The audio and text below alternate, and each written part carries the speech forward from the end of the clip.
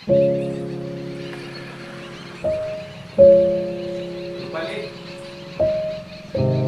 ए रुपाली, रुपाली, अगं काय झालं? काय विचार करते?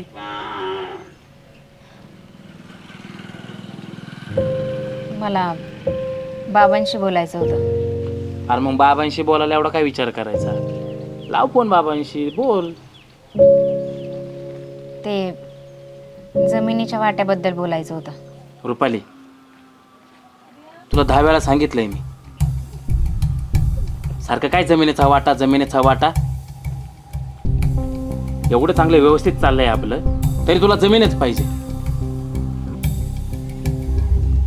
व्यवस्थित? याला तुम्ही व्यवस्थित म्हणताय का? अहो, मुलांची फी भरून भरून नाकी नऊ आले आणि या घराचे हप्ते भरून तर जीव चाललाय, आणि तुम्ही याला व्यवस्थित म्हणताय? तसं पण मी माझा हक्कच मागतेय ना. अगं मी कुठं म्हणतोय तू हक्क नाही मागत. तू तुझाच हक्क माग. हक्क कोणता आणि कधी मागायचा हे आपल्या माणसाला कळलं पाहिजे. एवढं चांगलं व्यवस्थित चाललंय आपलं, तुझ्या बापाने काही कमी केलंय आपल्याला? एवढं चांगलं थाटामाटात लग्न लावून दिलं आपलं. हवं नको ते बघतात आधीमध्ये आपल्याला, तरी तुला जमीनच पाहिजे. ह्या जमिनी पाहिजे एक दिवस दुरावा होईल, तेव्हा कळन तुला. लग्न लावलं म्हणजे उपकार केले का? ही त्यांची जबाबदारीच आहे ना.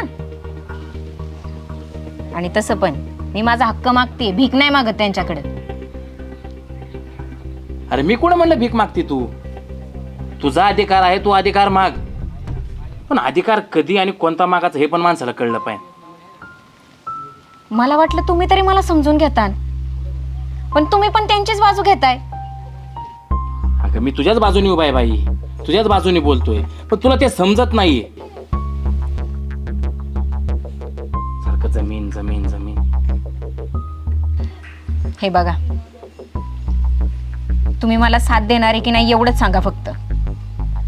नाहीतर भविष्यात मी माझ्या लेकरांसाठी आहे ना स्वतः एकटी लढत.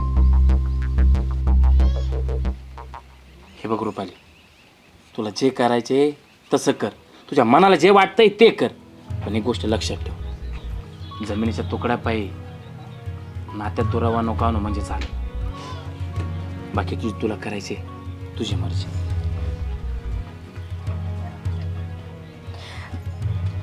मी ठरवलंय, मी माझा हिस्सा घेणार, त्याच्याशिवाय नाही येणार परत.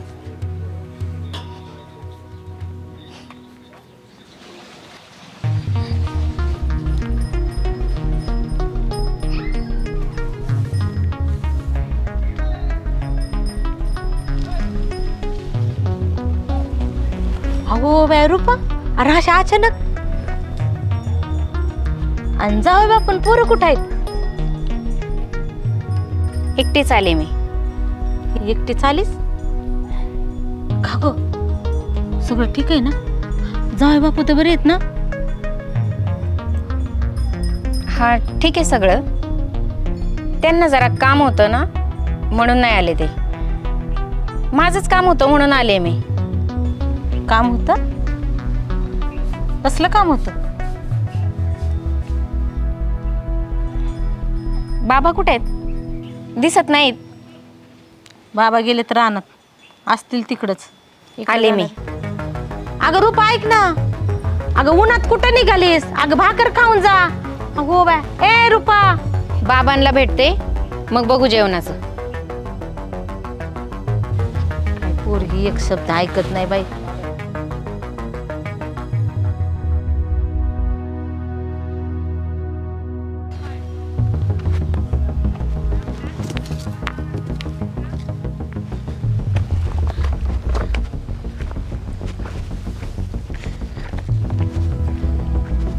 काय म्हातार ते मस्त निघणार नाही. अण्णा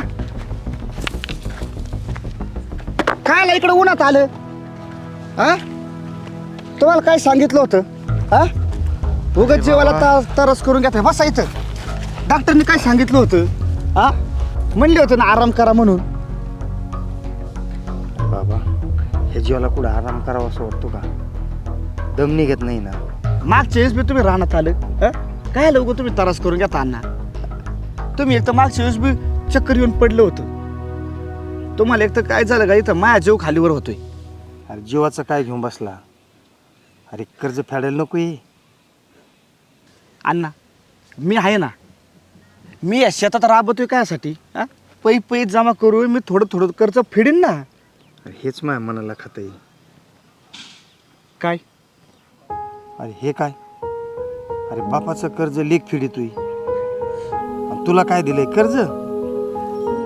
अण्णा असं बोलू नका, मी फेडीन ना कर्ज. अरे काय कर्ज फेडशील तू? पोरीचं लग्न मी थाटामाटात करून दिलंय, मान उंचावा म्हणून, आणि तुझ्या बोकांडी कर्ज केलंय. ते चूक झाली माझी, मला कळलं नाही. अण्णा ताई मोठ्या घरात जाईल म्हणूनच तुम्ही थाटात लगीन लावून दिलं ना. हा, म्हणूनच चांगला हुंडा दिला ना तुम्ही. तिला सुखी समाधानाने तिचं आयुष्य जगता येईल. हा, पण तुम्ही काळजी करू नका की मी बघ खमे ना. एका बापाला लेकाचाच आधार असतो ना. मी फेडेन की सगळं कर्ज. अरे पोरा, तुला समज आहे तशी मला कळलं नाही रे त्यावेळेस. मी कर्ज करून ठेवलं तुझ्यासाठी. ज्या वयात पोरं आनंदाचा संसार करतात त्या वयात तू बापाचं कर्ज फेडतोस पोरा. बाळा,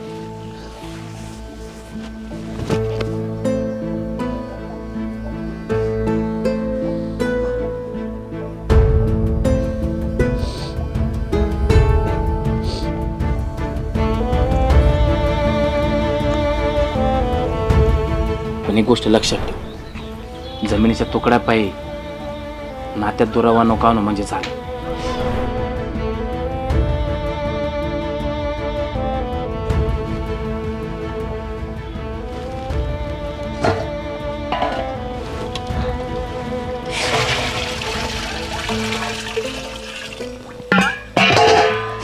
रुपा, अगं काय झालं? अगं अशी का रडायला लागलीस? हा, अगं रानात गेलतीस ना तू? बाबा भेटले का तुला? भाऊ काय बोलला का? हा, अगं अशी का रडायला लागलीस? हे बघ, माझा जीव अर्धा व्हायला लागलाय. सांग बरं काय झालंय ते? कुणी काही नाही बोललं मला. मीच पापी आहे. म्हणजे मी कशासाठी आले होते माहितीये तुला? कशासाठी? मी माझा हिस्सा मागायला आले होते. काय म्हणलीस तू?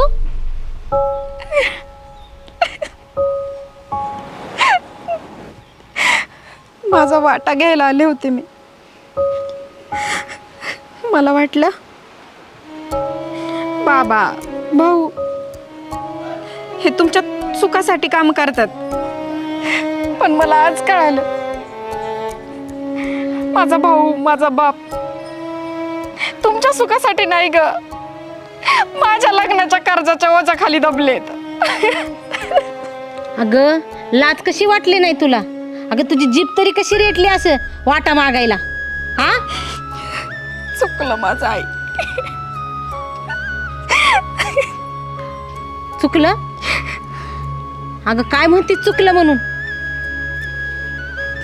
अगं रक्ताचं पाणी करून तुझ्या बानं तुला शिकवले, पोटाला चिमटा घेऊन तुझ्या हट्टापायी अगं गाव बघन असं लगीन करून दिले तुझं. हा, आणि त्याच बापाचा जीव मागायला आलीस होय तू? चुकलं माझं. अगं तुझा भाऊ त्यानं स्वतःचं जगणं सोडून दिलं ग.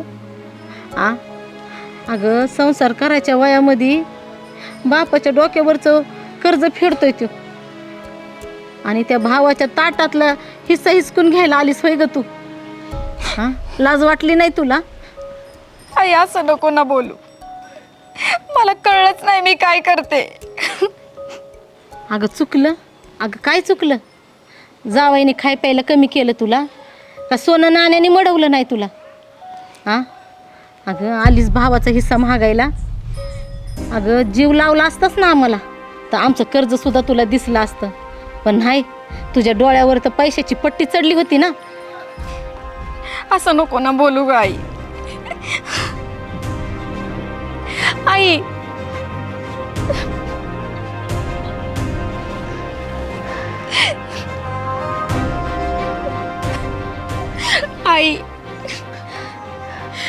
करशील ना मला? अरे पोरगी आहेस तो आमची, पण आज पोरगी झालीस बघ. आई असं नको ना बोलू. माफ कर ना मला. अगं मला काही सुचलंच नाही.